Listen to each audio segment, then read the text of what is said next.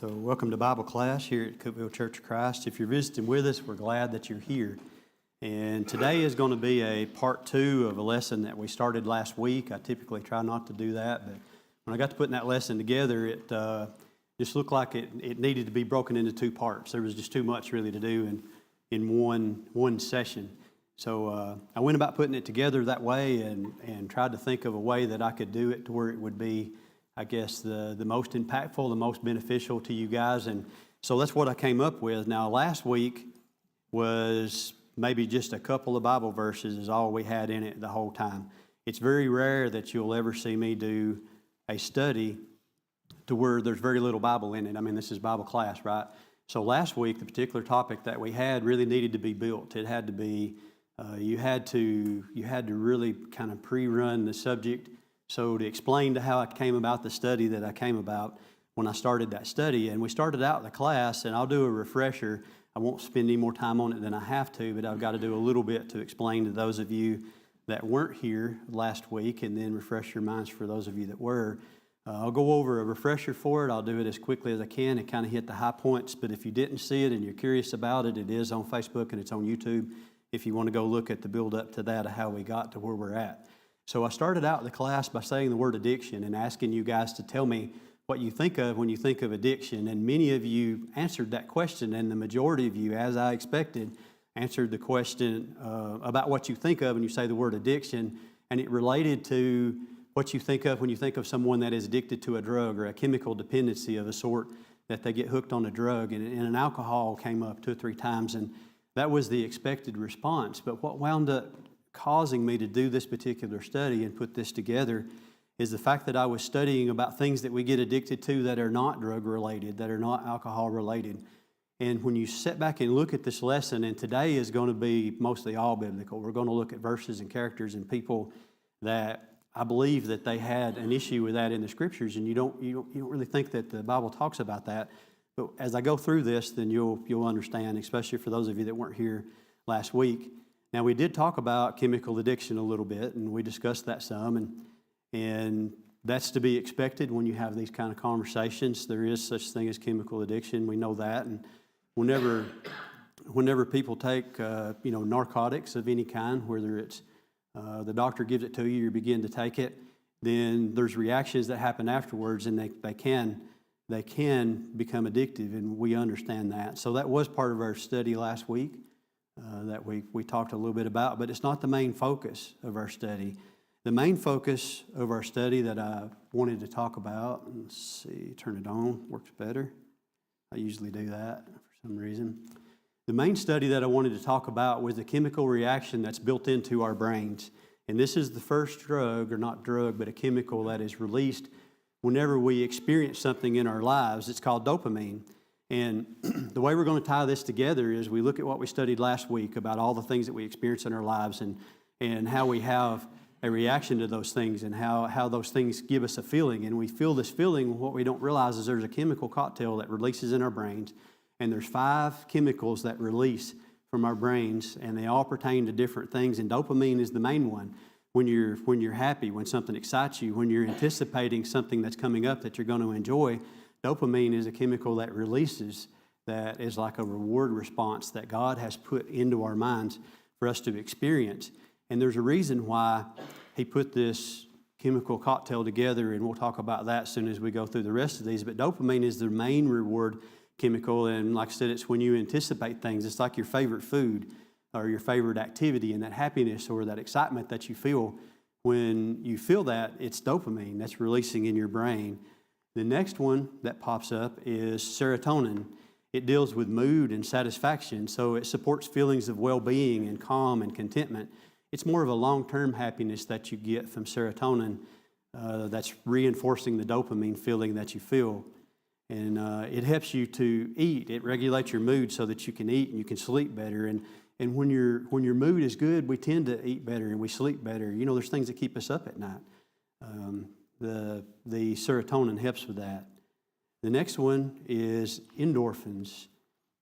Endorphins are the natural painkiller. They're a pleasure booster. And when you exercise, you get endorphins released, and it's associated with laughter and excitement. and even spicy foods. That might explain why there's so many Mexican restaurants here in town. If spicy food gives you that endorphin release, many runners have that and athletes when they're pushing through difficulties to achieve goals. The next one is oxytocin, and it's a bonding or a trust chemical that's released during physical touch or an emotional connection. And they found ways to track this and understand where these chemicals are released. And this oxytocin releases during prayer. It's often during prayer. It's because of the connection that you're feeling with God, and it promotes trust and love, and it helps with recreational closeness. And oxytocin is often called the love hormone.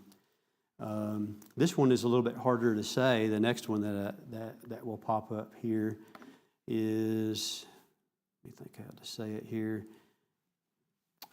It's from the root word of cannabinoids, so it's endocannabinoids. It's a calm and stress regulation chemical. It reinforces the chemicals that have already released as part of this cocktail, and it creates relaxation and a sense of ease. It's a support reward through stress reduction. Think of the fun activity that makes you happy and how you enjoy that. And as that activity's winding down or you've had the happiness from it, oftentimes we feel content and we feel the reward from that. And that's part of that. This one is not necessarily part of the cocktail that releases initially when you experience these things, but this one is a reinforcement chemical that often releases well after you've experienced this. And it's a GABA, or GABA is for short, and it's a calming reward. It's not the classic reward chemical, but it contributes to that pleasant calm after the reward. It helps regulate anxiety, tension, and overactivity. Some of you saw the Facebook post that I did last night with a little short video that I was there with the cows, and I put that post on there. And I haven't posted much on Facebook lately. I've not done that in a while, but I went up and I put out hay and I fed the cows, and then they always come back there and they dig into the hay and they hit it pretty hard when I first put it out. They've all got to be the first one at the bale. And anyway, they tore into the hay real good and they got their belly full and the sun was shining, and a lot of them laid down, and I went over there and sat down by one of them. They trust me enough that I can sit down beside them. Certain ones, some of them I don't give them that room. But I sit down beside her and I was sitting there just enjoying that moment, and I thought about this lesson, and I thought about the chemical release that I probably had because it made me happy, and I was sitting there amongst that, seeing them happy and fat and enjoying their day. And I picked my phone up and I started doing a video, and I kind of panned around, and the one right next to me is one of my keeper heifers. We've named her Sassy. That's what Sutton Avery calls her. And so she's sitting there chewing her cud, and I come on around, and then one of them walked up and she was smelling the phone. You could hear her breathing, and it was a fun moment. I enjoyed that. These are the moments in life that you get this chemical release, and then you don't realize that. I never knew that until I started studying this. And when I started studying this, I started associating this with a lot of things that we experience in life.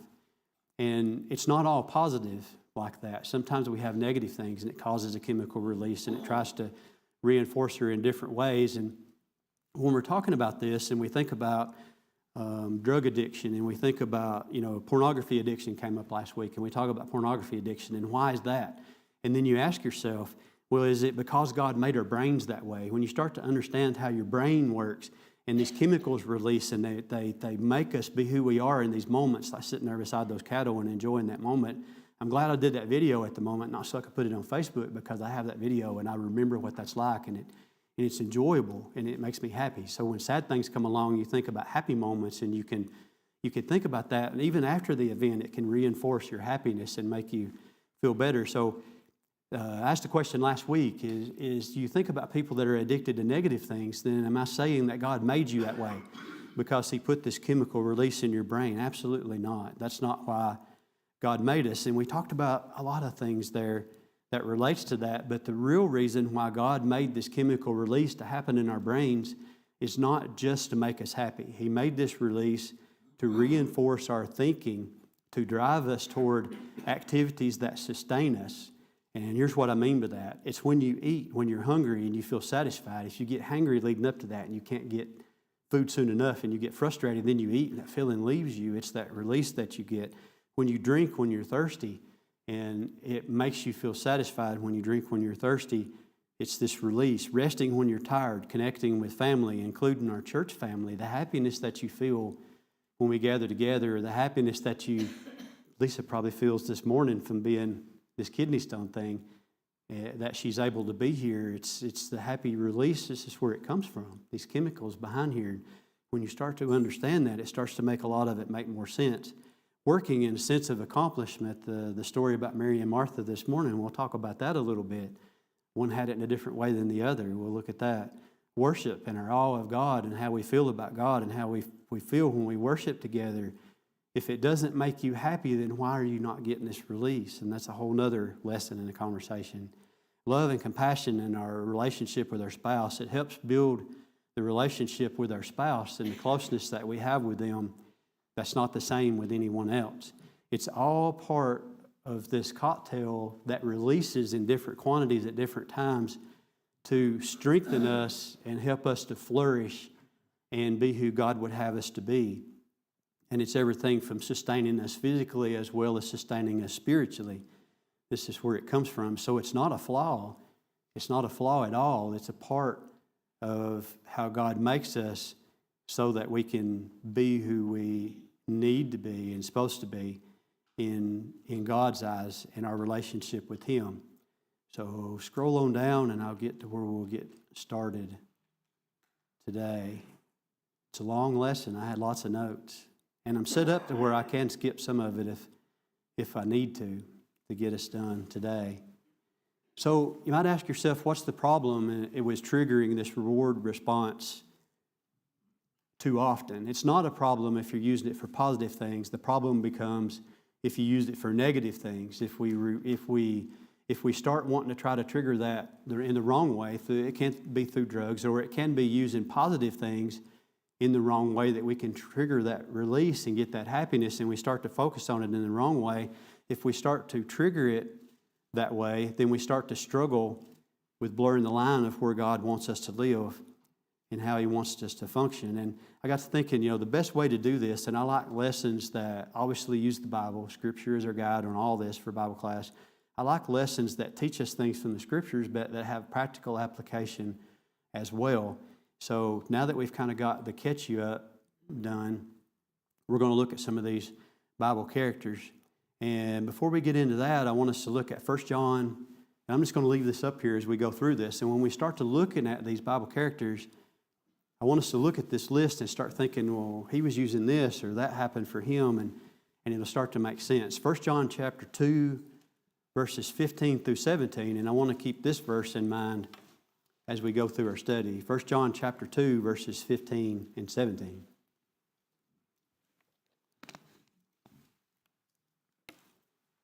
Verse 15 says, "Do not love the world or the things in the world. If anyone loves the world, the love of the Father is not in him.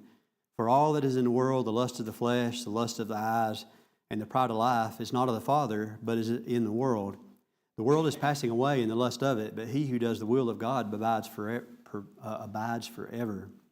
So the lust of the flesh, the lust of the eyes, and the pride of life." If you look at this list behind us, and we talked about the things that God created this reward system for us to reinforce positive things in our life and things that sustain us and the things that work in the right way for us, then you look at this list, and if you look at all the sins that the Bible talks about and all the sins that you've experienced in your life and that you see around you in the world, they relate back to these three things. It's either the lust of the flesh, the lust of the eyes, or the pride of life. As we start going through our study here, I want to look at some of these Bible characters and talk about some of the things that they done, some of the things they got involved in, and think about how this release has happened and how they may be using it for the wrong way, and about how they got off course and started looking at one of these three categories, whether it was lust of the flesh or the eyes or the pride of life. Now, one of the first ones that I wanted to look at is Samson. And we'll pick up on Samson over in Judges. We'll look at Judges chapter 16 and verse 1 will be the first place that we go to. Now, getting into the study about Samson, I've got a character study on Samson, and I did it one Wednesday night. And you guys remember the character study where I brought the jawbone in, and it was a fun, probably one of the more fun character studies that I think I've done.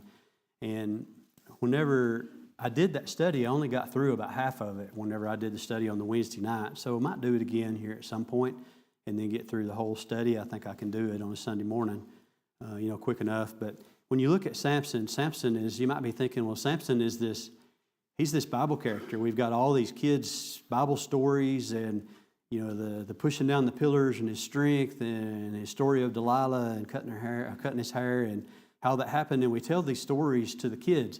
And they're fun Bible stories, and it's not the wrong thing to tell these stories to the kids. But Samson is very much an adult story, and we've picked those stories out to tell the kids and to teach them.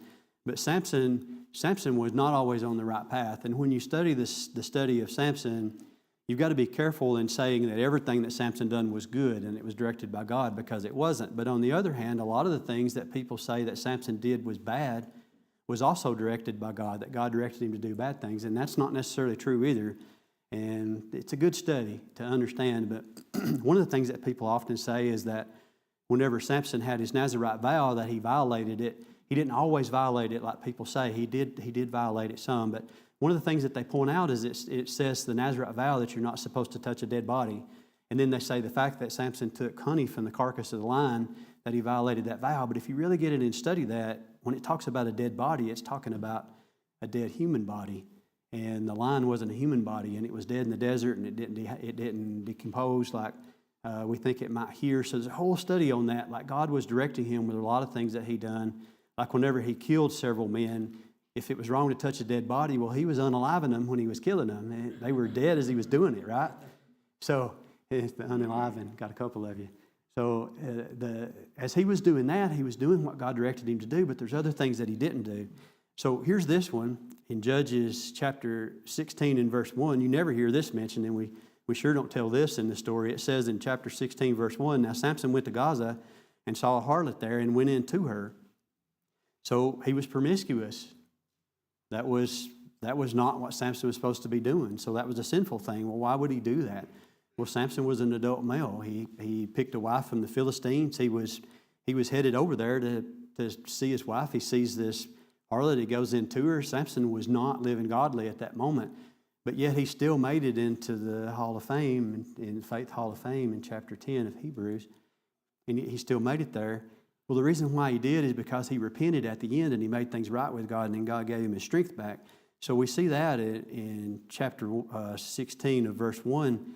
It's an obvious reason why Samson done what he done. He didn't control that feeling that he got, so he used it in a negative way. Things that was given to him, this chemical release was given to him like it did to all the rest of us, to have a relationship with their spouse, to have that relationship in the right way. Well, Samson went outside of that when he done this, so he was using that chemical and he was satisfying himself in the wrong way. This is an example of why it would be used in the wrong way. Whenever I did this study last week, I really didn't know how it would hit. Not every lesson is a lesson that's for everybody. You want, as a Bible class teacher, to teach a lesson in a way that it hits as many as possible and it helps you make as much change in your life as possible. And I just didn't know about last week because there wasn't a lot of Bible.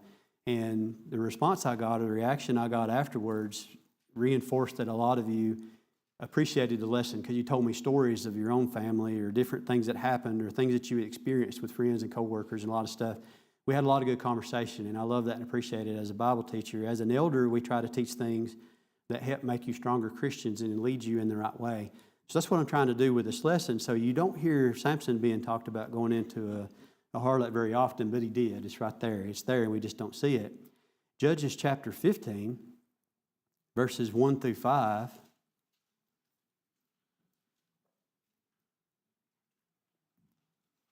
He was headed to see his wife. Now, this was before he went into the harlot. Starting in chapter 15, verses 1 through 5. And after a while, in the time of wheat harvest, it happened that Samson went to visit his wife with a young goat, and he said, "Let me go into my wife, into her room." But her father would not permit permit him to go in. Remember, Samson picked a wife of a Philistine that really he should not have picked. He was not supposed to do that. And his parents tried to guide him. He didn't listen to his parents. He just did what he wanted to do anyway. And he says, "Get her for me, for she pleases me well." Well, that's one part there, that there was a plan, I think, that God had eventually to work Samson into the point that he could do something great, but Samson was disobeying his parents. And as he's going to see her, he goes in to talk to her dad, and her dad won't let him go in.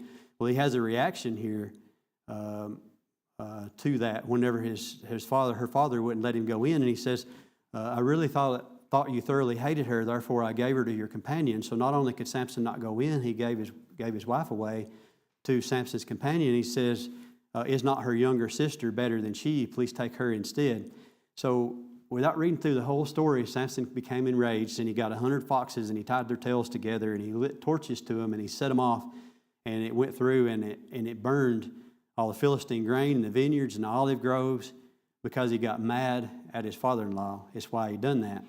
And when he done that, the end result of that is the Philistines became angry, and they went and burned Samson's father-in-law and his wife, so they burned him and killed him. So that was a reaction to that. So the point of bringing this part up is because Samson took vengeance upon himself. He became angry, and he wanted to satisfy himself by getting vengeance and turning that around. He didn't wait for God to do his work. You see in Deuteronomy chapter 32 and verse 35, the Lord says, vengeance is mine, and recompense. Their foot shall slip in due time, for the day of the calamity is at hand, and the things to come hasten upon them. The Lord says he's going to take care of vengeance, but Samson didn't wait for that to happen. He went and did it himself. The end result is that this family was burned, and they lost their life. A New Testament example is in Romans chapter 12, verses 17 through 21. You know, a lot of times we see Old Testament examples, and the principles are there, and we like Old Testament examples, but a New Testament example seems to hit a little better for us as Christians for some reason, because it's all the Word of God, and it's all guides us in what we do. But this New Testament example here in Romans chapter 12, verses 17 through 21 says this: it feels good to get the best, that was my note. It feels good to get the best of someone that's causing us a lot of problems, doesn't it? But reading this verse, you get a different idea, starting in verse 17. Repay no one evil for evil. Have regard for good things in the sight of men. If it is possible, as much as depends on you, live peaceably with all men. Beloved, do not avenge yourselves, but rather give place to wrath, for it is written, vengeance is mine, I will repay, says the Lord. And the Lord says, if your enemy is hungry, feed him. If he is thirsty, give him a drink. For in doing so, you will heap coals of fire on his head.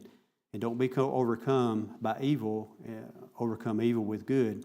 So you think about this chemical response we get and the satisfaction that you get from things.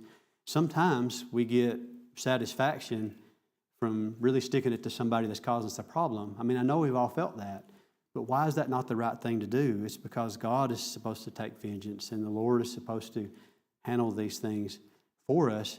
So we should look at trying to get our chemical release or our satisfaction or tap into this that God has given us from a positive way. We should get our reward from this release of heaping coals of fire on their head and not really putting it to them like we would like to do. And that's a struggle. Sometimes we would really like to turn that around and get the best of them, but oftentimes in the process of getting the best of them, we can lose a little bit of ourselves, like some of the things that we see Samson do if you go and read his whole story. Some of the revenge that he took was not necessary because God had a plan and the Philistines were going to fall.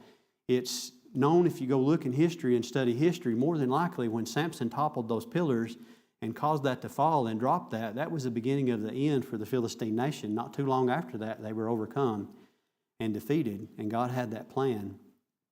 So moving on from Samson, the last things that we'll say about him here is Judges 16 and 4, that verse simply brings up Delilah and mentioned Delilah, and this is how it brings it up. It says he loved Delilah. It says he loved her. It doesn't say that he married her. It doesn't say that Delilah was his wife. It says that he loved her. So it seems to be a sinful relationship from the start, and then he eventually gets his haircut and loses his power. And the things that Samson struggled with was anger. He struggled with pride. And if you think about how is the negative thing relating to this, well, the negative thing drives you to want a positive feeling from it. The anger, you want to not be angry. How do you satisfy that? By striking out and doing something that you probably shouldn't. Samson had pride in a lot of ways. He boasted. He tore the city gates off and carried them. I mean, he needed to do things to show that he had this power. And I guess another thing about Samson, too, he probably wasn't a Delt. He probably wasn't like these big Delt boys. He probably wasn't big, strong. You couldn't look at them and think that he could pull those gates off. He was probably somebody, more like me, average size and normal. And so he had to have ways to show this power, but sometimes it wasn't always for the right reason. Sometimes it was arrogant. He had lust for women. He had no respect for women, it seems, with the way that he approached them. He had no respect for the marriage vow. He didn't seem to care about his Nazirite vow. He lied repeatedly when people asked him about his strength, and then he often sought revenge for himself. So, like I said, Samson turned it around. He repented. He got back in his relationship with God, and then he gave him his strength back, and he pushed the pillars down, and he winding up in the Hall of Faith, that we call it, that we see that happen. Thoughts or comments or questions so far? I'm going a little bit quick, but I'm going to slow up a little. Don't want to run out of time. I'm doing okay. Thoughts or comments? Sometimes I get to speed reading, and I'm not going to do that. I'll cut some out if I need to. All right, Judas Iscariot. What about Judas Iscariot? What did he love? Money. We all know that about Judas. Well, now thinking about this back here, why do you think he loved money as much as he did? So the Bible says the root of the love of money, or the root of the issue is the love of money, is the root of all evil. I guess is what I was trying to say. So it's not really money in general. We have a lot of Bible characters that we see that had money. That wasn't a problem. It's not the fact of having money, it's the love for it. And Judas obviously had the wrong love of money. I'd say when Judas got into the money bags, and it says in John chapter 12, verses 1 through 6, it talks about that Judas loved that money because he would get into the money bag and he would take some of it. So Judas was a thief, and that's what the Bible calls him. He probably got this chemical release from taking that money that he shouldn't have taken. So that comes into play, using it in the wrong way. Now, we're supposed to provide for our families, so we're supposed to have an idea that we go out and we work toward getting money and bringing money home, but that's the wrong way to go about it. What about Achan? You remember who Achan is? What did Achan do?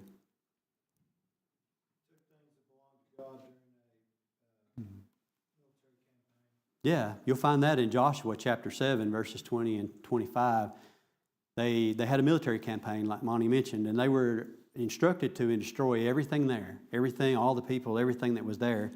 And what Achan wound up doing is he kept part of the spoils, and he took them back and he buried them in his tent. And then difficulties came on the children of Israel.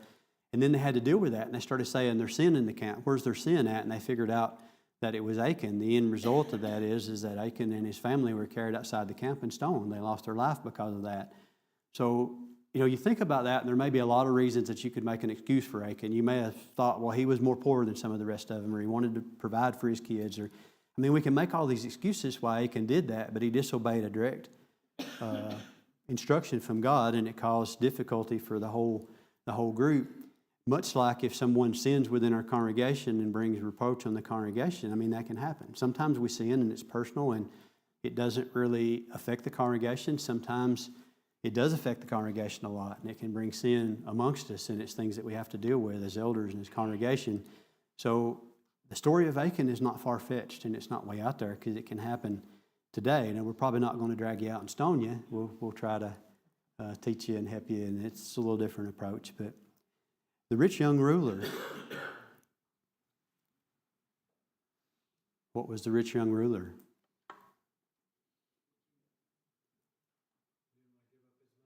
Didn't want to give up his money. So it grieved him when he was told what he had to do to be a part of the kingdom. He didn't want to give it up. So he probably was thinking the euphoric feeling he had looking at his bank account. I don't know how they did that back then. They go open the jar and count it, but when you look at your bank account, it makes you happy if it's healthy enough you're not having to worry. Well, he's starting to think, well, I got to give that away, and now I got to worry. He didn't want to do that. And then, what about Nebuchadnezzar? You remember what happened with Nebuchadnezzar? Rather than going and reading these, I've got more stuff to look at that we'll spend a little more time on. I'm trying to test your memory. Who was Nebuchadnezzar? What happened to him? So let somebody else say, Monty's got the answers, but you guys do too. He was the king of Babylon, but what did he do? There was a judgment that came upon him, and he had a bad thing happen to him. Monty's smiling, he knows. Nebuchadnezzar.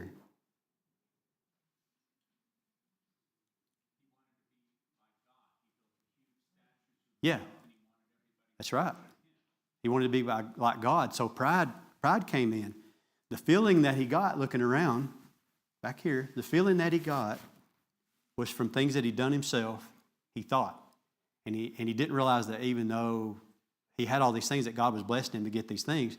So he started thinking too much of himself. So the end result is that God put this curse on him. He put this happening on him that caused him to have to grow long nails and eat grass, and he was like a beast of the field.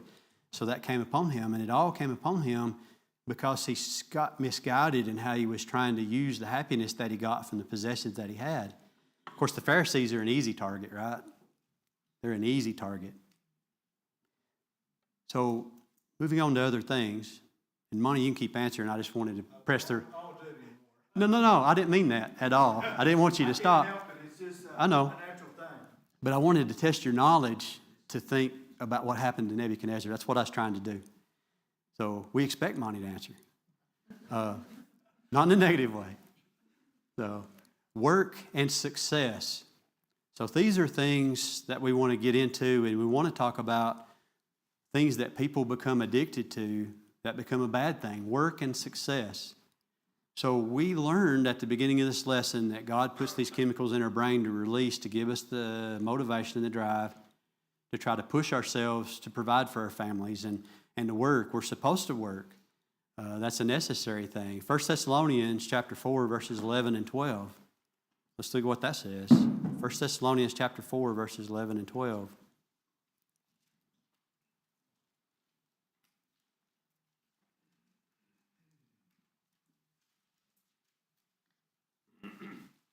That you may also aspire to lead a quiet life, to mind your own business, and to work with your own hands as we commanded you, that you may walk properly toward those who are outside, that may lack nothing. So that's a direct commandment there to work with your hands. 2 Thessalonians chapter 3 and verse 10 hits on this also. This one is the one that we usually bring up whenever somebody's not willing to work and they're wanting a handout. It says, 2 Thessalonians chapter 3 and verse 10, for even when we were with you, we commanded you this, if anyone will not work, neither shall he eat. So these are direct commandments. So what's wrong with working? Well, nothing. We're supposed to work like we're supposed to. So what happens whenever we do too much of that? It's pretty easy to do, right? I've been guilty of it a lot. I was in my 40s before I didn't have two jobs, trying to do two jobs, probably early 40s. And we're guilty of that. And it can still be that way. Now, sometimes it's necessary. Deadlines that you got to do, and I'm not talking about that. I'm just talking about when you fall into a pattern and you just start to work too much. You start to neglect your responsibilities and your family, and things go in a negative way, and we're violating that. Ecclesiastes chapter 2 and verse 11, the wise man Solomon says this, Ecclesiastes 2 and 11, when I surveyed all that my hands had done, everything was meaningless. Solomon realized where his efforts should be. That's why he talks at the end, he talks about serving God like he does. That's really the purpose of man. And like everything, you'll hear me say this a lot, life is a balance. You've got to have a balance. You just have to. And it turns wrong when we use it in the wrong way, and it can eventually and often does produce sin. I had Mary and Martha on here that Joey talked about in class this morning. Two totally different approaches by Mary and by Martha. There was nothing wrong with what Martha was doing until it got to an extent. She was working too much. She wouldn't sit down and enjoy the fact that she was sitting there or could be sitting there at the feet of the Lord. And we often do that. We can do that in the church. We can get so busy with all the nuts and bolts of taking care of the congregation and working for the congregation and doing things in the congregation that we forget why God brings us together anyway. And it's the spiritual aspect. All the physical stuff has to be done. And it's not unusual to see people get that out of balance. So there's checks and balances that we should do.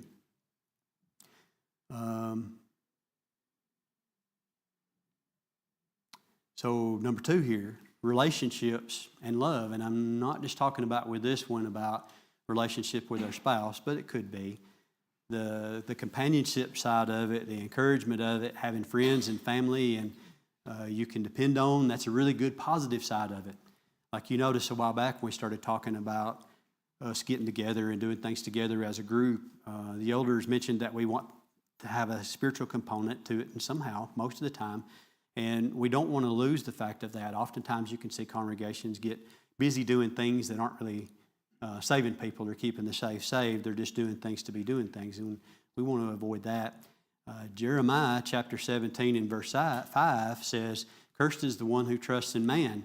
Well, that verse says to me that if you start to become so entrusting in any one individual or any person, and that could even be your spouse, you're supposed to have a good trust with your spouse, but if that person starts to lead you astray from the Lord's church in any way, then you've trusted too much in the wrong person. So our trust should be in God, should follow His word, and trust what He shows us. And, Samson trusted an awful lot in Delilah, and you see how that worked out with him. Not so great. Any thoughts so far on these things?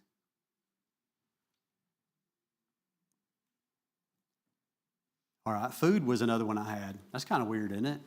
I mean, what about food? We're supposed to enjoy it. That's one of the things that we said this was built for, the system is built for. We're supposed to eat and stay nourished, and you've got to be healthy to do God's work. You've got to be healthy to take care of your family, to do things for your family. Can't do laundry, can't put stuff away if you don't eat enough. We're going to tease Joey about that for a while. So food is important. So how can food become a bad thing? Eat too much can make you feel bad. They laugh at me. I'll tell this, if I eat too much and I feel too full, I can go brush my teeth and it helps. I don't know if it's the mint in the toothpaste or whatever, but something over here, we'll get done eating and something over here will say, Pops, you're going to have to brush your teeth. So she knows it's coming. That just eating too much is not really a terrible thing in itself. We need to not do that regularly because it harms our health. But we can become really focused on food. And it's like when we get so focused on food that we don't want to stay here in fellowship, or we put food ahead of other things. And we can see that happen. Philippians chapter 3, verses 17 through 19, it's mentioned that those people, their God was their stomach. Now, when it says that, it doesn't necessarily mean that it's just about food. They were more interested in filling themselves and that enjoyment than they were about serving God. And then the Israelites had all kinds of trouble with it. They were serving God as they were on their journey, supposed to, and they kept falling into trouble, but God gave them food to eat, and they didn't like it, did they? They complained about that a lot. So they were unhappy about the food, so it caused them to not focus on God and not serve God like they should, and God eventually became unhappy with them between the quail and the manna, and it's just like God couldn't please them. Here's a big one, and we talked about that a little bit last week with all the technology that we have. I got technology and entertainment. The good side of it is learning and creation and, very creative. You can do some really creative things with technology, and you can connect with folks that helps you in your work and your business, even religiously, to study the Bible. We can connect through technology. GBN is an excellent source of that. You see all the sources that GBN has for us to be able to go to, and the resources that it has. It's a good thing. It's not a bad thing. How can it become a bad thing for us? It's okay, Monty. If they don't answer, you can tell them. When it leads you to other things than godly things.